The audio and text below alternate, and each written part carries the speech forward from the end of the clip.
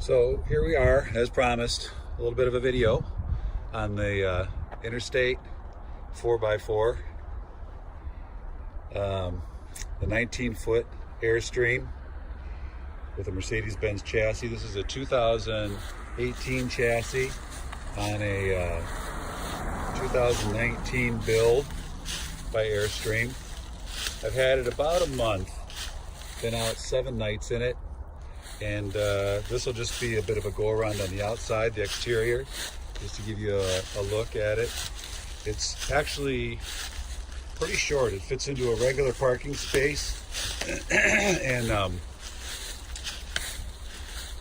you can see it really is a shorty.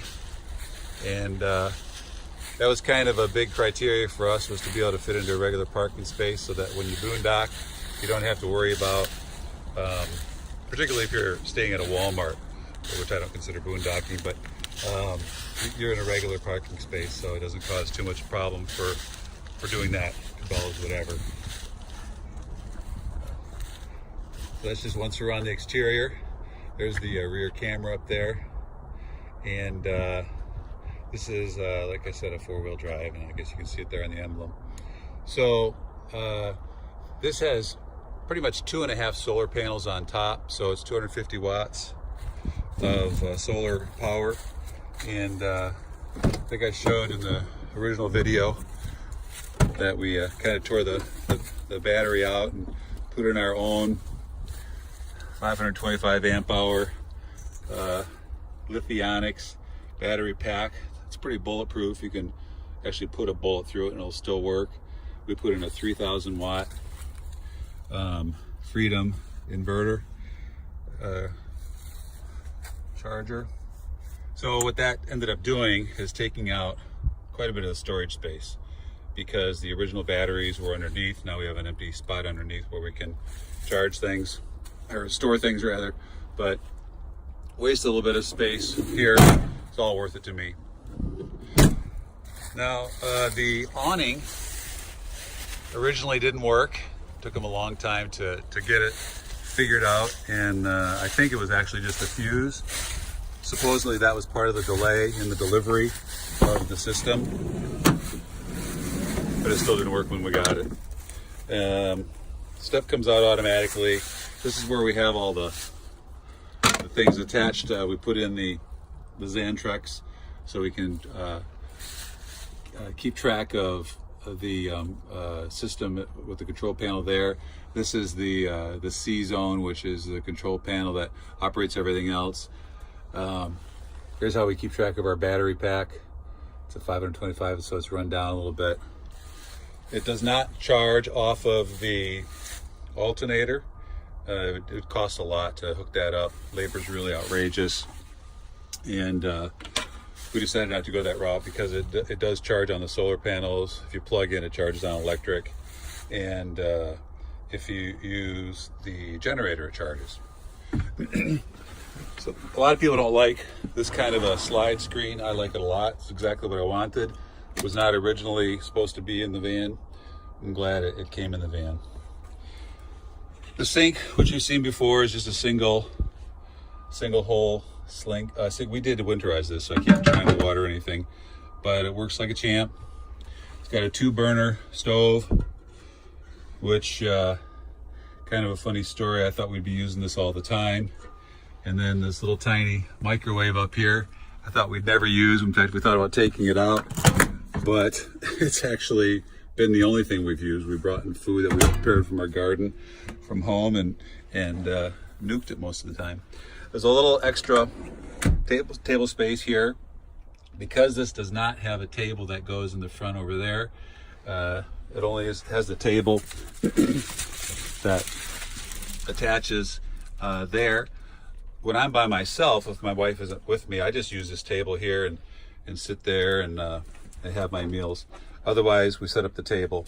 I did get myself some reflectix for the windows. It's been kind of cold, so that came in pretty handy on this last trip I took. Another thing that didn't work, notorious apparently in these, is this blind, which they have ordered. It's not in yet. That is still a problem, and then the AM side of the radio doesn't work. So they're supposedly going to fix the blind and the radio. The radio is in, but the blind is not. This is how you put down the two sides of the ottoman and the lounge to make the bed. I'm almost 6'5". I have plenty of room in the bed. So I think it's rated at 72 inches or 74 inches. I'm 76.5 inches, and again, I have no problem fitting in the bed, which was good news for me.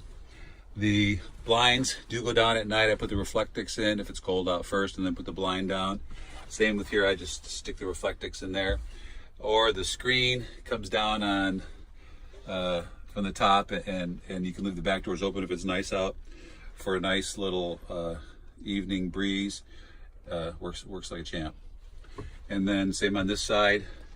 These two windows crank open. They're awning type windows. Little cranks there you can see.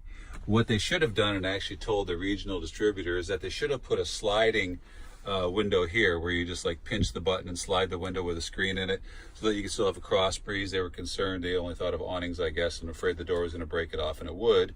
But if it was a sliding window, it would work really good. So that might be an upcoming change. Who knows? The cushions fall all the time. They don't stay on. I thought about putting a little Velcro thing on here to keep them. You can see there is stick on this, but this fabric just doesn't keep the stick on there. It has cup holders, which are really nice to have. This little cubby here is very handy. You put your iPad in there, your phones, your tablet, whatever you have. The television is great. You have to search for channels anytime you're in a new spot, and several of them come in, up to 60 or 70, sometimes no more than 35 or so, but I don't watch a lot of television except when I have my morning coffee. Nice speaker system, speakers here. There were speakers down and back too. Individual light toggle here for at night. They're very bright. Another light over there. It's on both sides. Lots of USB and electric plugs. Electric plug there, WSB there. On the other side, another WSB. The storage, even though we took a lot of it out when we put in the battery pack, it is still great.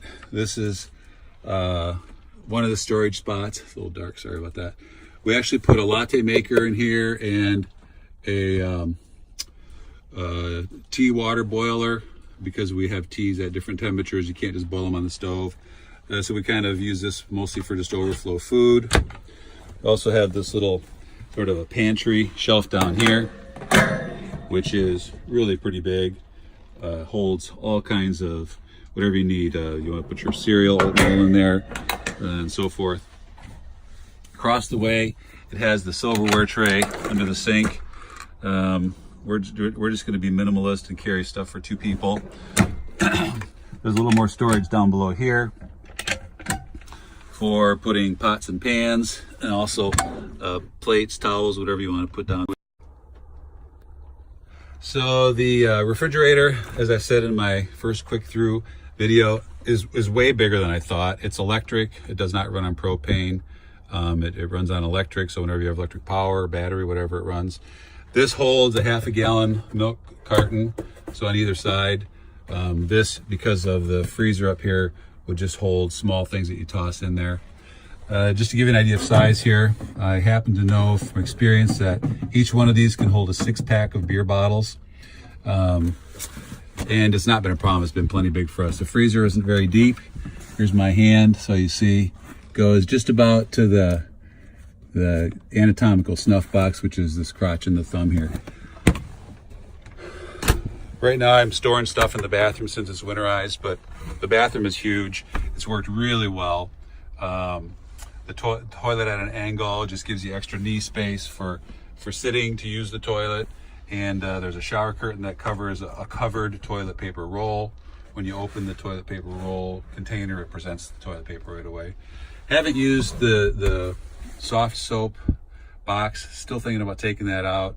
It's not in the way, but it's a little bit of weight here and there. Not necessary. I prefer bar soap anyway. And the shower hooks up like this, so that you can stand in here and have a shower.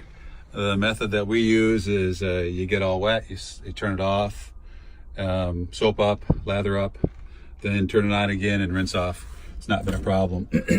I'm still not positive on the size of the water tanks. I think it holds 20 gallons, but I'm not really sure. Water's not been a problem though. And it's got that fancy mirror. Towel holder bar right there. I like the little light. It's motion detected, so when you open the door, the light doesn't go on. Once you step in, the light goes on automatically. There's a little vent in the ceiling in there. Also a motorized vent here that is supposed to close automatically. In rain, it didn't, so I'm not sure if there's some sort of activation for that. The seats turn around. You slide them forward. There's a little bar in the back. They turn around. This isn't very practical in terms of, this wall kind of gets in the way a little bit when it turns. I'll show you that in another video. But it still gives you the opportunity to sit there in another spot. We usually store extra things down by the feet there when we're camping. All the windows have magnetic covers that come with it, so you don't have to buy that in advance in case you're thinking about getting one of these. The seat turns around. This we use a lot. It just gives you another spot to sit while someone's cooking or doing things at this end. Overall, it's a great van. I'm really happy with it. I'm particularly happy that it's only 19 feet, 5 inches or whatever. Oh yeah, the AM radio, I think I told you, that AM side is not working. The 4x4 is just a push button 4x4. I think you have to put it in park to make it work. That's what I had to do to make it work. This took me a long time to figure out. It's actually a map pocket. It's where we keep the manual. The manual's pretty useless. It's pretty generic. Just talks about the camper vans that they have in general, the coaches, and it doesn't really give you specific locations of things. Winterizing was a bit of a pain, and I will do a video on that sometime in the winter. I did have them do it, and it cost almost $70 to have them winterize it, but I had them show me how, so I should be able to do it myself. The cup holders here come in very handy. They hold all kinds of cups, coffee cups and so forth. Also cup holders down there for when you're on the road. It's super comfortable. Again, as I said, I'm tall. There's a lot of footroom down there. The cruise control works great. There's another USB plug here and an earphone plug. That's for if you want to tie in your own music directly. We use Bluetooth actually on this for the radio, even the AM side. This is a paper clip, which you can put notes in there. It's just to hold something, probably just to make it even in terms of design. Haven't used it at all yet. So that's about it. The shelving up here isn't too huge, but it's not too small either. It's where we can keep things. One side for my wife, one side for me. Usually the driver gets the driver's side and the other person gets the other side. And yeah, that's about it. So it's the Interstate 19. Highly recommend it. Oh, by the way, the AC only goes on high or off. There is no slider for adjusting the speed to medium or low, which is not very smart. I'd love to have it so that it could go low through the night, use less power, keep us cool. But yeah, it's either all or nothing for that. It'd be nice if they fixed that. So any questions, you can write down below. I've got a huge subscriber base, as you see. Feel free to subscribe because I'll be doing more videos. And if you don't like it, give me a thumbs up. If you do like it, give me a thumbs up. And thanks for watching.